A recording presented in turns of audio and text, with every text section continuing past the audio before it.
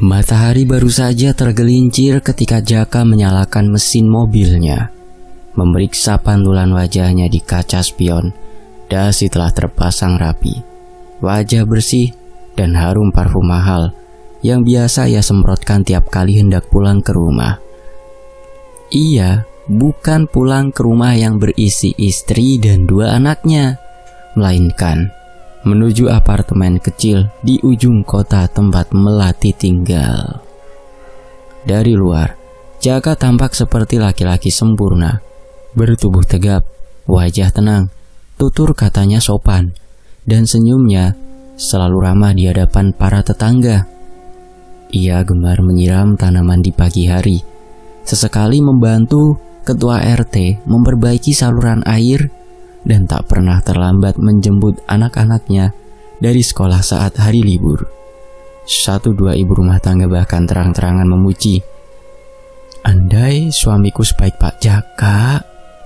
Namun di balik itu, Jaka menyembunyikan dunia lain, dunia yang tak diketahui siapapun selain dirinya sendiri, dunia di mana ia bukan seorang suami, melainkan pria yang masih bebas, yang katanya pernah dikhianati wanita, yang katanya tak pernah diberi keturunan, dan yang katanya berjuang dari nol untuk membangun hidupnya kembali.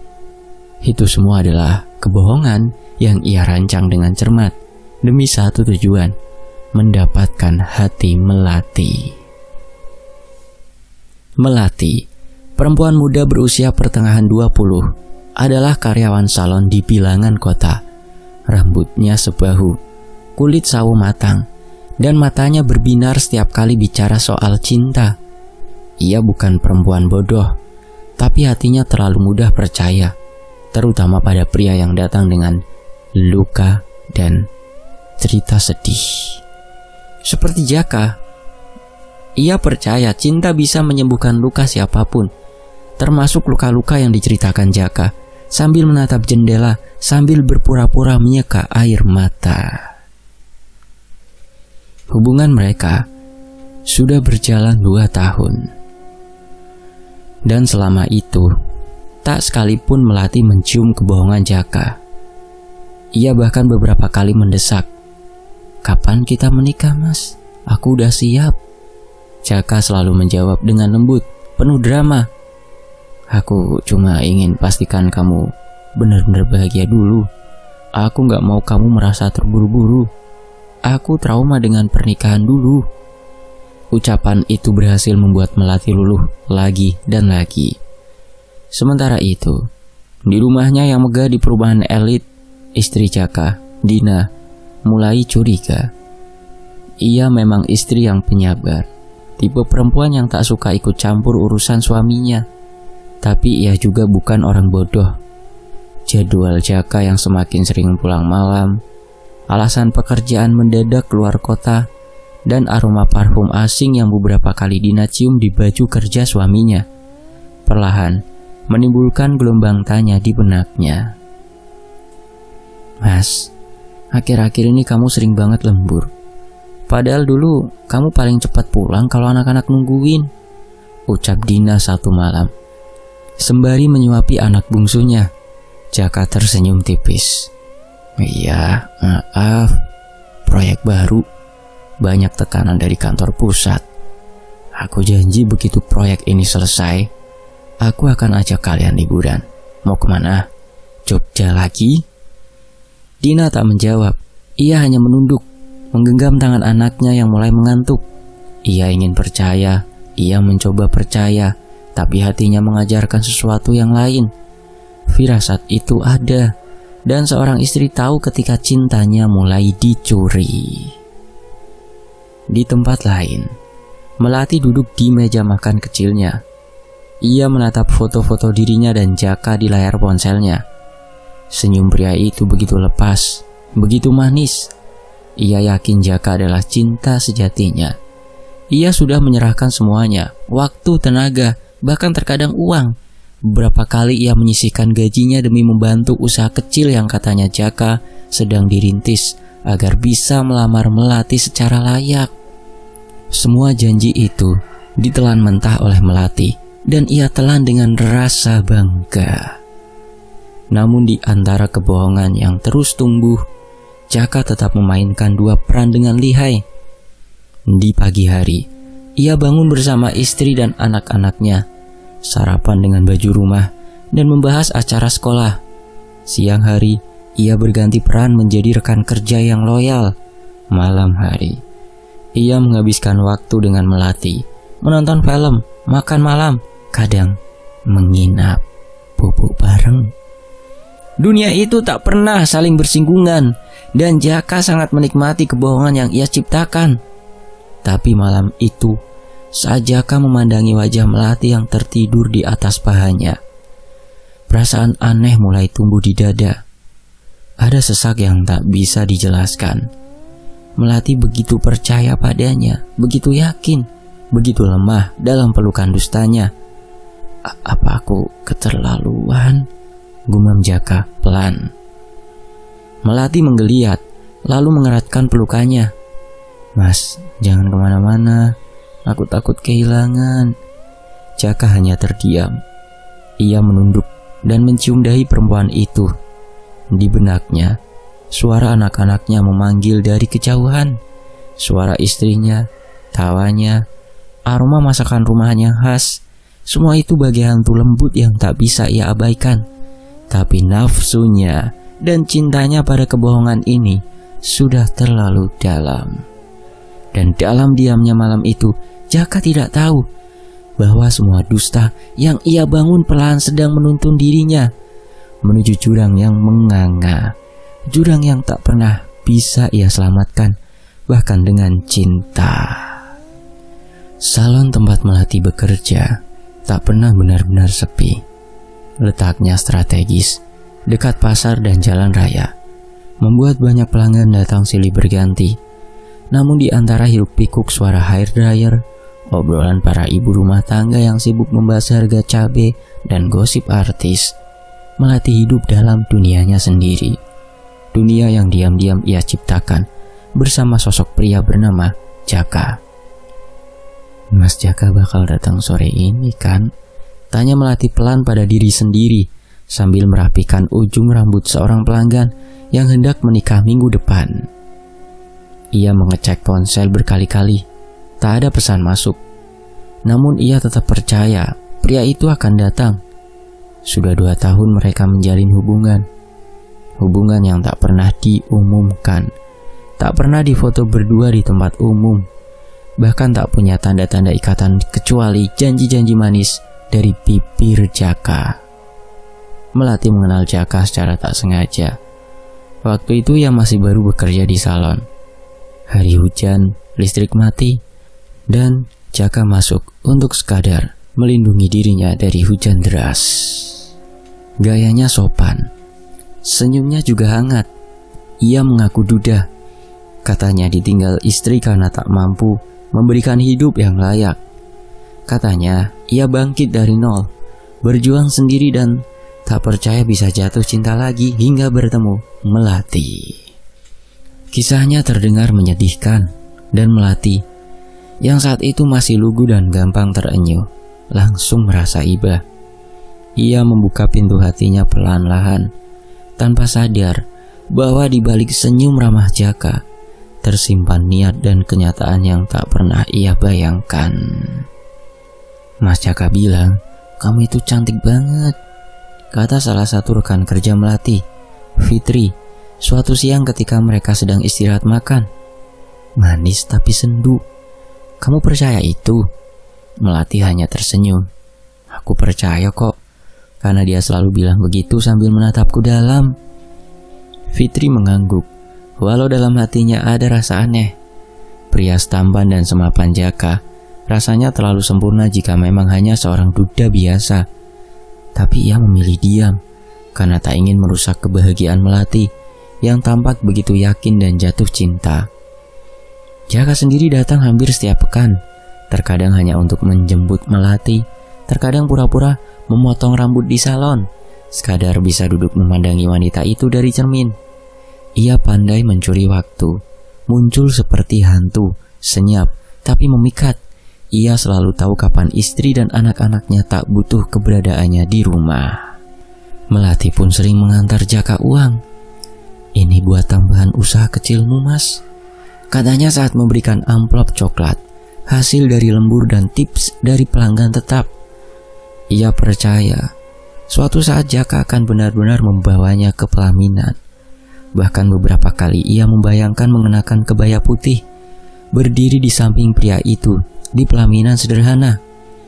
Namun tak pernah sekalipun Jaka membawanya bertemu keluarganya. Tak pernah juga Melati diajak ke rumah, apalagi mengenal dunia pribadi pria itu. Setiap kali ditanya, Jaka hanya menjawab sambil menghela nafas panjang. "Aku belum siap mengenalkanmu. Kakakku masih belum bisa menerima kalau aku memulai hubungan lagi setelah pernikahan yang lalu itu hancur." Melati tak pernah curiga. Ia terlalu mencintai Jaka, terlalu banyak memberi, terlalu banyak berharap. Bahkan ketika teman-temannya mulai membicarakan bahwa Jaka tampak terlalu rapi dan teratur untuk seorang duda, Melati tetap menutup mata dan telinga. "Dia hanya ingin aku bahagia," katanya satu malam saat berbincang dengan ibunya. "Dan aku yakin dia serius." Sang ibu tak menjawab. Ia hanya memandangi wajah anak perempuannya yang mulai pucat karena sering begadang, sering menunggu pesan dari Jaka yang makin lama makin jarang muncul. Tapi Melati tetap bertahan. Ia percaya cinta butuh pengorbanan. Sore itu, Jaka datang. Ia tampak letih, rambutnya agak berantakan, wajahnya sedikit pucat. Tapi ia tetap membawa sebungkus makanan kesukaan Melati dan seikat bunga kecil. "Kamu capek, Mas?" tanya Melati menyambutnya di sudut parkiran kecil belakang salon. "Sedikit," jawab Jaka. "Di kantor lagi banyak tekanan." Mereka duduk di dalam mobil selama beberapa menit, hanya saling bercerita tentang hari mereka, tentang mimpi yang katanya akan mereka bangun bersama. "Aku pengen punya rumah kecil, ada halaman belakang. Kamu bisa buka salon sendiri, aku bantu dari belakang," kata Jaka sambil membelai rambut Melati. Melati menatapnya, mata berbinar. "Aku tunggu saat itu, Mas, jangan lama-lama ya." Jaka tersenyum, tapi di balik senyum itu, pikirannya melayang pada istrinya di rumah, yang mungkin sedang menyuapi anak mereka makan malam. Apakah ia menyesal? Tidak, tapi dadanya mulai terasa sempit. Kebohongan yang sudah ia rajut selama 2 tahun itu semakin sulit dibendung. Melati memeluknya erat. Ia tak tahu bahwa pelukan itu adalah bagian dari sandiwara panjang. Ia tak tahu bahwa cinta yang selama ini ia bangun berdiri di atas tanah yang rapuh. Dan langit sore mulai menggelap. Tapi di hati Melati, cahaya harapan itu belum padam. Sudah hampir 2 minggu Jaka tak lagi datang menjemput Melati di salon. Tak ada pesan, tak ada kabar. Hanya 1 atau 2 balasan pendek setiap kali Melati mencoba menghubungi. "Lagi sibuk aku sayang, maaf ya, nanti aku kabari lagi. Proyek kantor bikin pusing." Kata-kata itu terdengar dingin. Tak ada lagi sapaan manja seperti biasa. Tak ada lagi emoji hati. Tak ada lagi cerita soal rencana masa depan. Melati mulai merasa aneh. Perasaannya seperti dikecup angin dingin. Tak terlihat, tapi menusuk. Seolah ada yang disembunyikan sesuatu yang tak ingin Jaka katakan. Awalnya, Melati mencoba memahami. Ia masih yakin bahwa Jaka hanya sedang dalam masa sibuk. Tapi seiring hari berlalu, rasa ragu itu tumbuh pelan-pelan, seperti jamur yang menyebar di dinding hati. Ia mulai menghitung, sejak kapan terakhir kali Jaka menginap di apartemennya? Sejak kapan pria itu benar-benar menatapnya dalam dan bicara soal pernikahan? Malam itu, Melati duduk di dekat jendela, menatap gelapnya langit kota yang nyaris tanpa bintang. Tangannya memegang ponsel yang tak kunjung berbunyi. Di meja kecil di sampingnya, segelas kopi yang sudah dingin menunggu untuk diminum. Pikirannya terus melayang pada Jaka. Ia lalu membuka galeri foto, menatap satu persatu kenangan mereka. Ada foto saat mereka piknik di taman kota, saat Jaka mencium keningnya, saat mereka tertawa bersama di sebuah kedai mie ayam, Tapi semua foto itu seperti berubah makna. Wajah Jaka tak lagi memancarkan cinta, tapi teka-teki. Senyumnya menyimpan tanya yang menyesakkan. "Kenapa aku gak pernah tahu kamu tinggal di mana, Mas?" bisiknya pelan. Keesokan harinya, Melati meminta izin lebih awal pada bos salon. Ia beralasan ingin menjenguk ibunya yang sedang kurang sehat. Padahal dalam hatinya, tekad sudah bulat. Ia ingin mencari tahu apa yang sebenarnya terjadi. Ia tahu kantor Jaka berada di kawasan bisnis dekat flyover. Ia pun berangkat ke sana dengan hati berdebar. Di antara deretan mobil yang keluar dari parkiran kantor, Melati mengenali mobil Jaka. Hitam, bersih, kaca agak gelap. Ia mengikuti dari jauh dengan motor yang biasa ia pakai ke salon. Jalanan sore itu padat, tapi Melati tak melepaskan pandangannya sedikit pun. Detak jantungnya menggila, seperti ada yang akan pecah dalam waktu dekat. Mobil Jaka terus melaju ke arah timur, masuk ke kawasan perumahan elit. Bukan hotel, bukan rumah kontrakan kecil seperti yang selalu Jaka katakan padanya. Tapi sebuah rumah besar, berpagar besi, dengan taman depan yang rapi dan lampu temaram yang menyala di teras.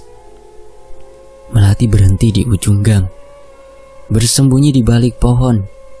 Ia melihat Jaka turun dari mobil sambil membawa kantong belanja.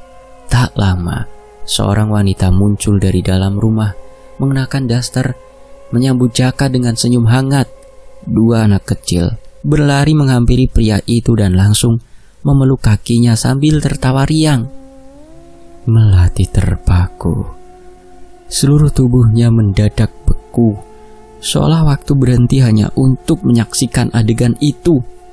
Ia menggigit bibirnya kuat-kuat, mencoba menahan gemuruh yang menyeruak dari dalam dada. Tapi matanya tak bisa bohong. Air mata mulai tumpah satu persatu. "Bajingan!" bisiknya pelan. Ia menatap dari kejauhan saat Jaka mencium kening perempuan itu. Perempuan yang ternyata adalah istrinya. Bukan mantan, bukan wanita masa lalu, tapi istri sah yang masih tinggal serumah. Anak-anak itu jelas milik mereka. Sama-sama berambut lurus seperti Jaka, sama-sama bermata sipit seperti wanita itu. Dunia Melati runtuh seketika. Semua cerita yang pernah ia dengar dari bibir Jaka berubah jadi debu. Tentang istri yang meninggalkannya karena miskin, tentang dirinya yang berjuang sendirian, tentang luka masa lalu yang katanya belum sembuh. Semua itu omong kosong. Ia bukan lelaki yang disakiti, tapi lelaki pembohong yang memelihara dua kehidupan sekaligus. Melati langsung menyalakan motornya dan pergi sebelum Jaka sempat melihat. Angin malam terasa lebih dingin dari biasanya. Suara knalpot motor seperti isak tangis yang tertahan. Ia tak tahu arah pulang, tapi ia terus melaju. Air mata membasahi pipi, tapi ia tak peduli. Dalam hatinya, Melati hanya bisa menggenggam satu hal: dendam. Kamu bukan lelaki yang patah, kamu cuma lelaki yang licik. Dan malam itu Melati bersumpah bahwa sakit hati ini tidak akan dia biarkan sia-sia. Hidup Melati berubah muram setelah malam itu. Sejak matanya menyaksikan langsung pengkhianatan Jaka, dunia yang selama ini ia bangun dengan harapan dan cinta runtuh dalam sekejap. Nafasnya terasa berat setiap kali mengingat senyum manis pria itu yang dulu ia percaya sebagai cinta sejati. Sekarang senyum itu menjelma jadi pisau tumpul yang mengiris hatinya perlahan. Setiap malam, Melati hanya duduk di pojokan apartemennya. Di depan meja kecil, ia letakkan semua foto mereka berdua. Saat liburan, saat makan malam, saat Jaka mencium tangannya dengan mata berkaca-kaca. Semuanya kini berubah menjadi bukti pengkhianatan. Melati menyulut korek api. Satu demi satu lembar foto itu dibakar. Api kecil menari-nari di matanya yang sembab. Tangisnya tak terdengar, tapi mengalir deras di dalam dada. Aku sudah kasih semuanya, Mas. Tubuhku, kesucianku, waktuku, uangku, semua, gumamnya Lili. Setiap lembar yang terbakar membuat batinnya seakan kehilangan satu sisi kemanusiaan. Kebencian tumbuh subur dari abu cinta yang sudah ia kubur.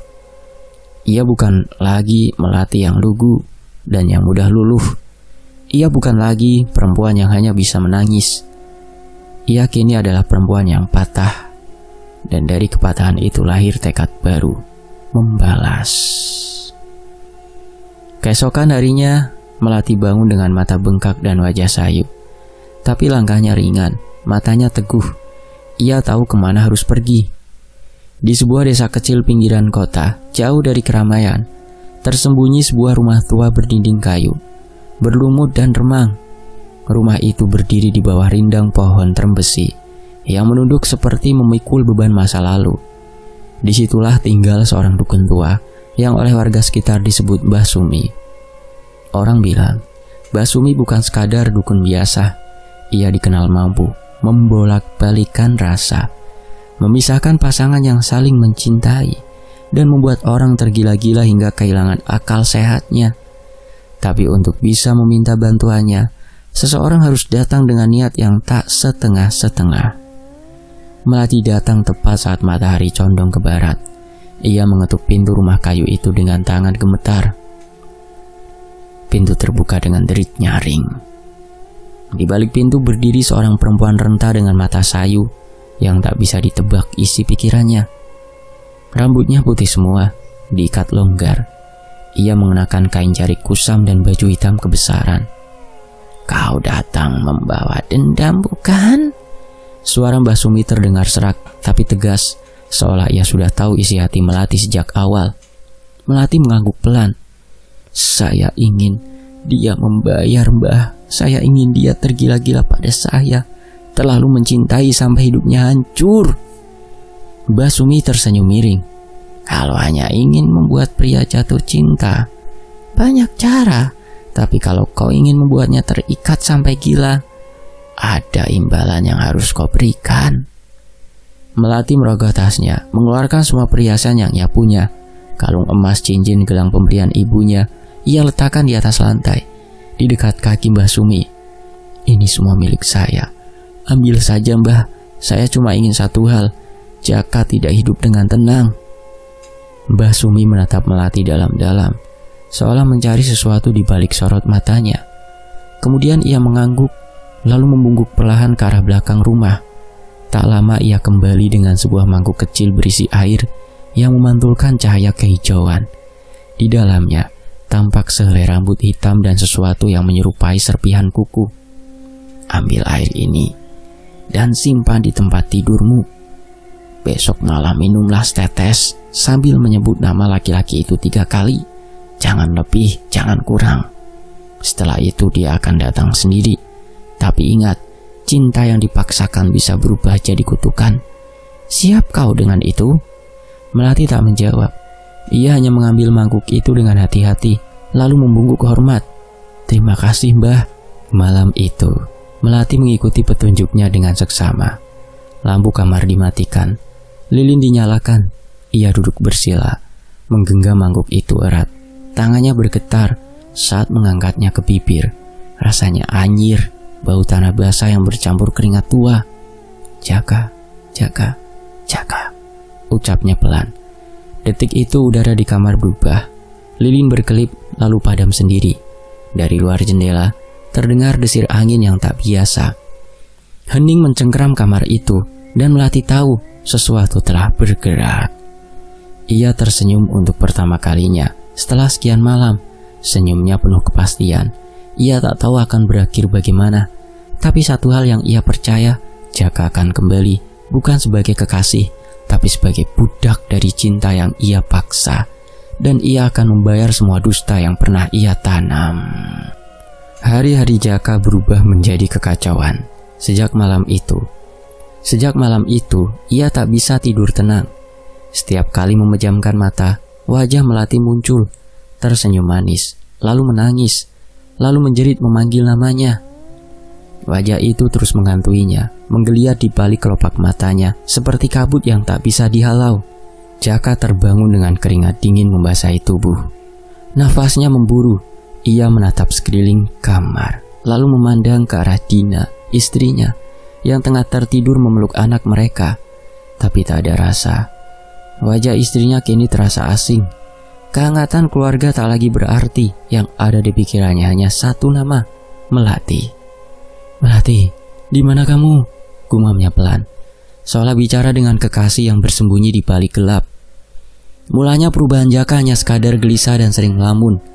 Ia menjadi pelupa, lupa mengambil anak dari sekolah, lupa membeli barang titipan istri, lupa membayar tagihan. Tapi sering hari berlalu, kegelisahan itu berubah menjadi kegilaan. Jaka mulai bicara sendiri di kamar mandi. Ia marah-marah saat sedang makan malam. Ia memecahkan piring hanya karena anaknya menyenggol sendok. Istrinya yang awalnya mencoba sabar, mulai merasa takut.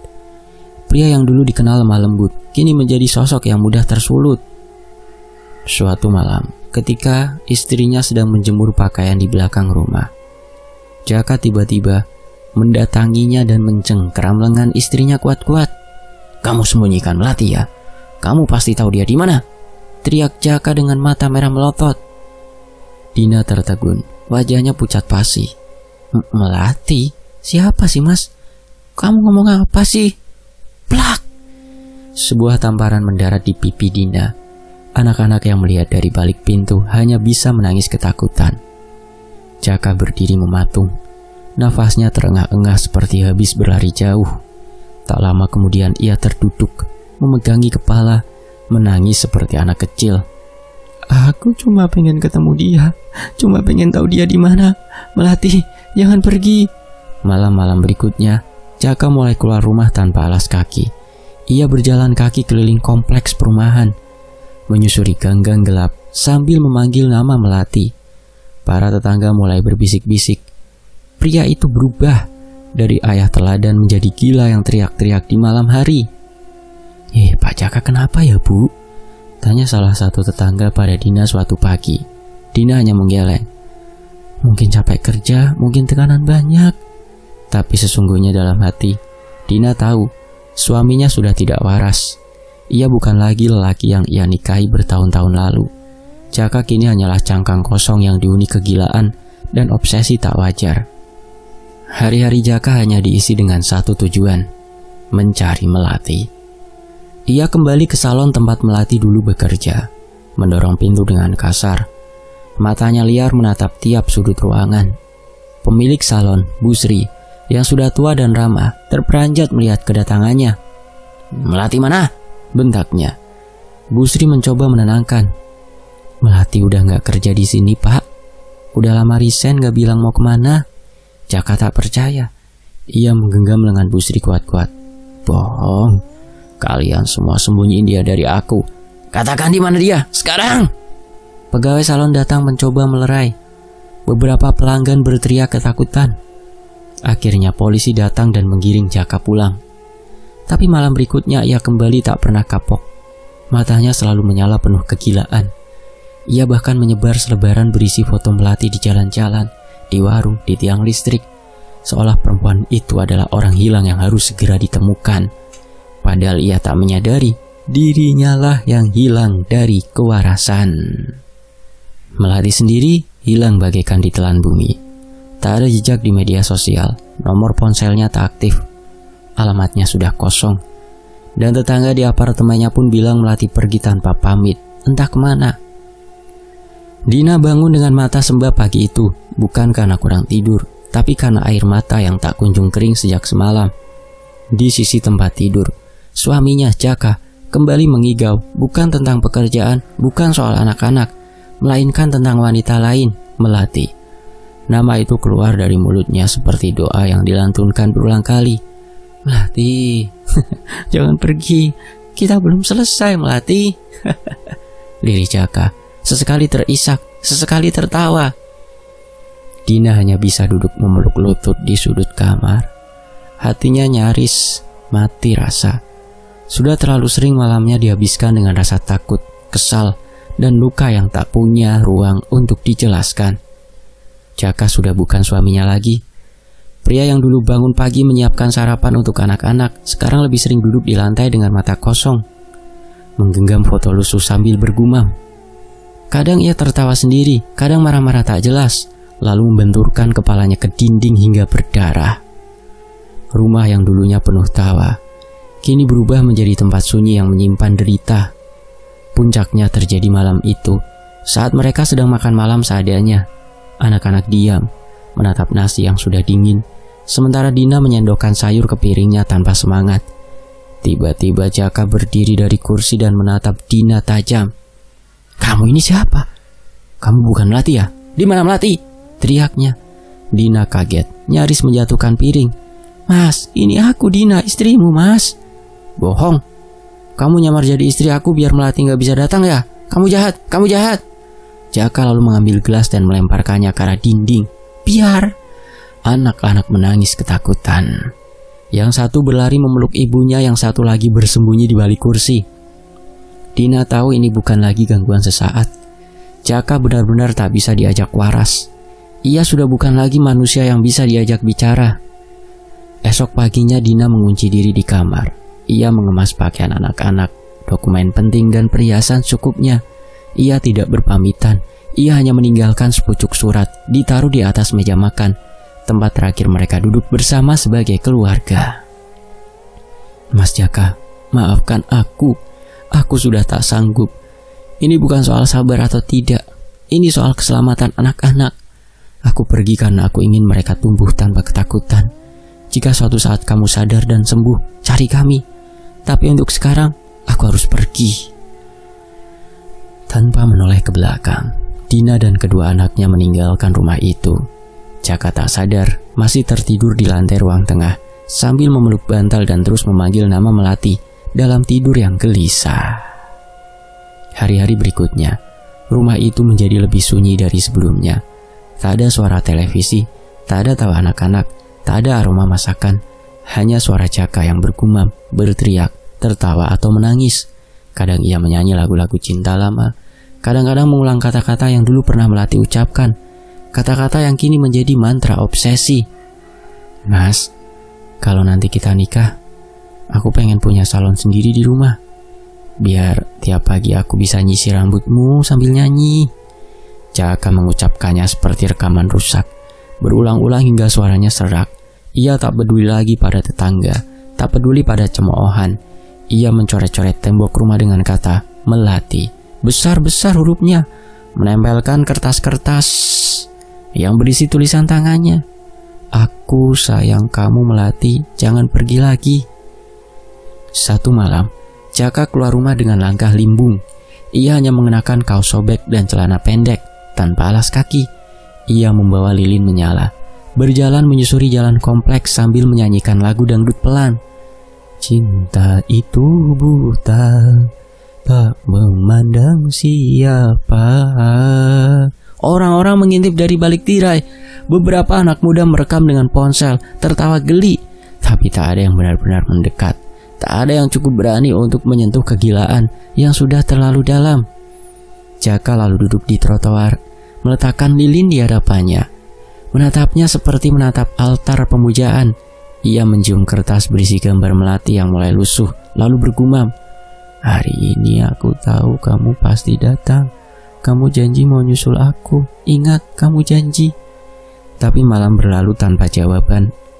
Angin dingin meniup lilin itu hingga padam, dan Jaka hanya bisa menatap kosong, seperti anak kecil yang ditinggal ibunya di tengah pasar. Ia kembali ke rumahnya, membanting pintu, lalu jatuh di lantai. Ia menangis seperti bayi yang baru kehilangan ibunya. Ia mencakar-cakar wajahnya sendiri, menggores lengan dengan pecahan kaca, lalu terdengar teriakan yang mengguncang keheningan malam. "Melati!" Suara itu panjang, getir, dan tak punya ujung. Suara seorang lelaki yang tak lagi tahu bagaimana cara kembali ke dunia yang nyata. Rumah besar di ujung jalan itu kini tak ubahnya rumah hantu. Dulu cat dindingnya putih bersih, pagar depannya tertata rapi, dan suara tawa anak-anak sering terdengar setiap pagi. Tapi sekarang temboknya mengelupas, halaman depannya dipenuhi rumput liar, dan kaca-kaca jendelanya retak. seolah mencerminkan batin sang pemilik rumah, pecah dan tak terurus. Dan dari dalam rumah itulah, suara paling memilukan kerap terdengar menjelang malam. "Lati, jangan tinggalkan aku. Aku cinta kamu. Aku cinta kamu, Melati." Jeritan itu menggema ke seluruh penjuru jalan di rumah komplek-komplek itu. Tetangga-tetangga yang sudah terlalu sering mendengar tak lagi keluar rumah. Mereka memilih menutup jendela dan menyalakan TV dengan volume keras agar tak perlu menyaksikan pemandangan menyedihkan dari pria yang dulunya dikenal santun, rapi, dan penyayang. Jaka dulu seorang ayah teladan, suami penyayang, karyawan teladan, kini tak ubahnya bayang-bayang manusia. Ia sering berlarian tanpa busana keliling halaman rumah sambil tertawa terbahak-bahak. Tawanya kering dan tinggi, seperti suara kambing yang tersedak, membuat bulu kuduk berdiri bagi siapa saja yang mendengarnya. Melati, aku mencintaimu. Melati mencintaiku. Dia mau nikah sama aku tapi dia pergi. Kenapa dia pergi? Tangisnya pecah, lalu berubah menjadi tawa gila. Ia membentur-benturkan kepalanya lagi ke dinding hingga berdarah, lalu menuliskan nama Melati dengan darahnya sendiri di upin lantai. Hampir setiap sudut rumah dipenuhi tulisan yang sama. Melati milikku, Melati cintaku, Melati. Sisa-sisa foto Melati masih disimpan Jaka di bawah bantal, lusuh dan sobek, tapi diciuminya setiap malam sebelum tidur. Ia berbicara pada foto itu, bertanya kabar, minta maaf, lalu tertawa sendiri. Melati bilang aku ganteng. Melati bilang dia mau buka salon di rumah, salon pink, semua serba pink. Dia janji potong rambut aku tiap pagi. Kamu ingat Melati? Kamu ingat kan? Suatu sore Jaka memanjat genteng rumah tetangganya, telanjang bulat, sambil membawa seikat bunga plastik. Ia menjerit dari atas, "Melati, aku datang bawa bunga, buka pintumu. Ayo kita menikah sekarang juga." Warga panik. Beberapa anak menangis.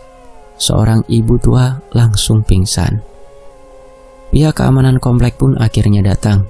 Tapi saat hendak dibawa turun, Jaka justru meronta dan menggigit salah satu petugas. "Aku gak gila, aku waras. Kalian yang tidak tahu rasa cinta itu gimana rasanya." Akhirnya Jaka dibawa paksa ke rumah sakit jiwa. Tubuhnya diikat, tapi ia tetap menjerit sepanjang perjalanan. Nama Melati terus diulang-ulang hingga lehernya serak. Setelah masuk ke bangsal jiwa, Jaka tak pernah benar-benar diam. Ia menjadi pasien yang paling menyulitkan. Ia menggigit, mencakar, menendang, bahkan buang air di sembarang tempat. Tapi yang paling menakutkan adalah ketika malam tiba dan ia duduk sendiri di sudut kamar sambil menyanyikan lagu pelan. Cinta itu buta dan tuli. Para perawat sering merasa merinding tiap kali melewati kamarnya. Tak sedikit yang percaya apa yang terjadi pada Jaka bukan hanya penyakit jiwa biasa.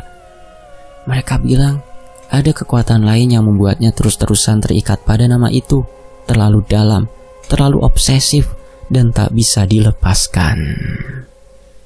Waktu berjalan, bulan berganti, tahun berputar, tapi Jaka tetap di sana.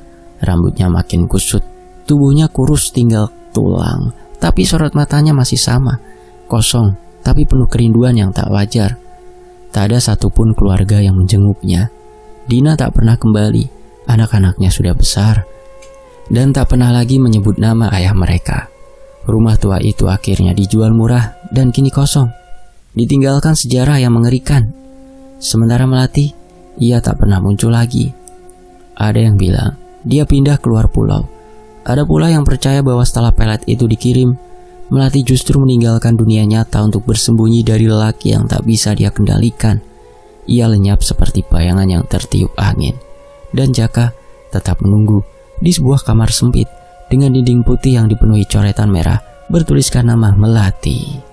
Melati mencintaiku. Dia bilang kita akan bersama.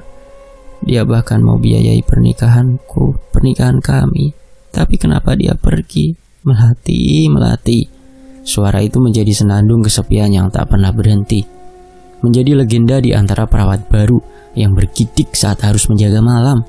Menjadi bukti bahwa cinta yang dipaksakan tak hanya menyakitkan, tapi juga mematikan kewarasan manusia. Tamat. Demikianlah sebuah kisah. Terima kasih buat teman-teman yang udah komentar di video sebelumnya di Tony FS.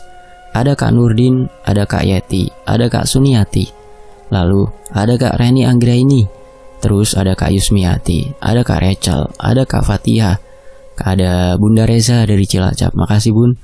Ada Imar Marno, lalu ada Kak Tini, terus ada Kak Nadia, lalu ada Kak Syarifah Nadia, ada Kak Ima, ada Kak Cakrawangsa, ada Kak Maile. Dan buat teman-teman yang belum saya sebutkan dan yang sudah menonton, saya ucapkan banyak-banyak terima kasih. Mohon maaf kalau ada salah kata. Sampai jumpa di kisah lainnya. Wassalamualaikum.